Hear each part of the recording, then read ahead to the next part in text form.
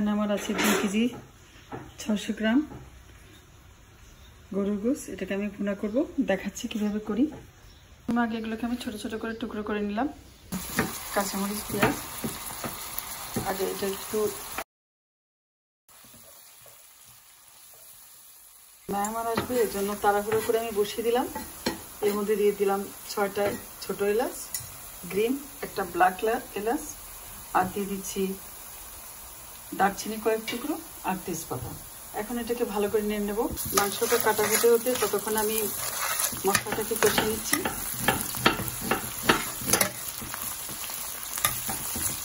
একটু ব্রাউন হলে বাকি মশলাগুলো দিয়ে দেবো।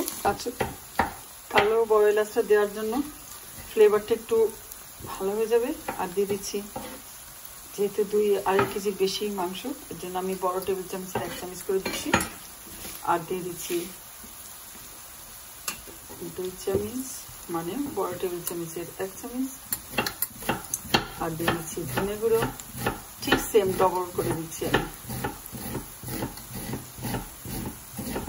দিয়ে দিচ্ছি জিরে গুঁড়ো,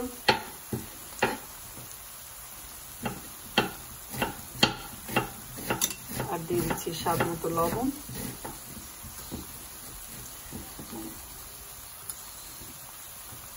এখন এটাকে আমি ভালো করে নেড়ে নিয়ে, গোশটা কাটা হয়ে গেল, আমি গোশটা এর মধ্যে অ্যাড করে দিব।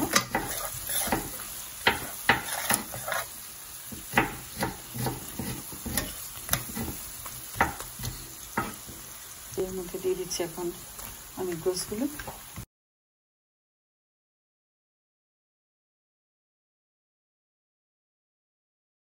দিয়ে দিলাম গোশগুলো একটু বেশি, তাই এখন নাড়বো না, ঢাকনা দিয়ে দেবো। আমি প্রায় 10 মিনিট পরে এটাকে উঠিয়ে দেখবো কি অবস্থা। গোশটা অনেক বেশি, এই জন্য আমি আরো 1 চামচ করে, টেবিল চামচ করে হলুদ, ধনে, জিরে গুঁড়ো দিয়ে দিলাম। 10 মিনিট ঢাকনা দিয়ে রাখলাম, এর থেকে পানিও বের হয়ে গেছে। এখন আমি এটাকে আস্তে আস্তে নেড়ে দেবো।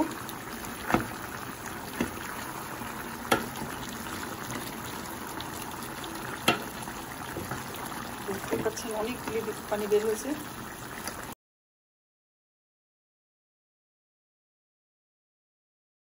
এখন আমি এর মধ্যে অ্যাড করতেছি 2 টেবিল চামচ পরিমাণ আদা বাটা।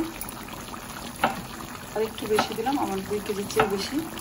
1 কেজিতে বড় 1 টেবিল চামচ করে দিলেই হয়ে যায়। তো আমার এখানে 2 কেজি 600 গ্রাম আছে, তাই একটু বেশি করে দিয়ে দিচ্ছি। এখানে দিয়ে দিচ্ছি রসুন বাটা। এটা আমি আগে দিয়েও করতে পারতাম, যেহেতু মেহমান আসবে তাড়াহুড়া করে করছি। তাড়াহুড়া করলে আপনারা সবসময় আগে সব মশলা দিয়ে বসে দিয়ে আদা রসুনটাও পরে অ্যাড করতে পারেন, তাহলে আর সময়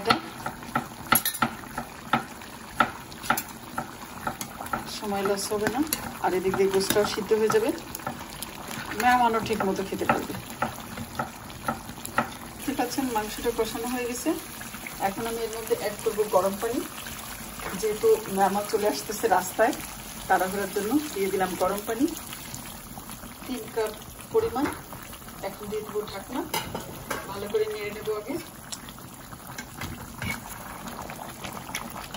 পেঁয়াজও গলে গেছে মোটামুটি।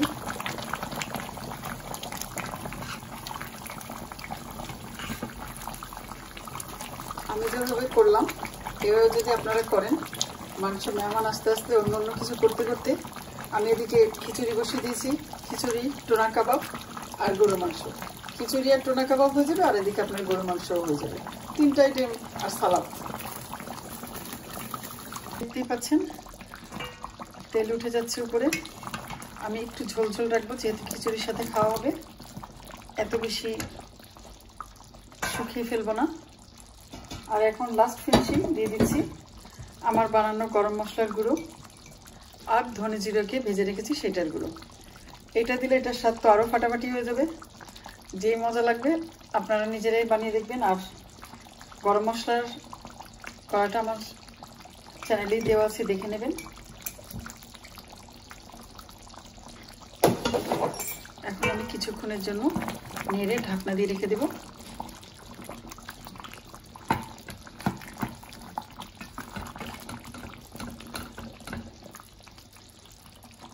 হয়ে গেল আমার গরুর মাংস ভুনা, ঝোল ঝোল করে, ঝটপট। আপনারাও এভাবে করে ফেলুন। আল্লাহ হাফেজ।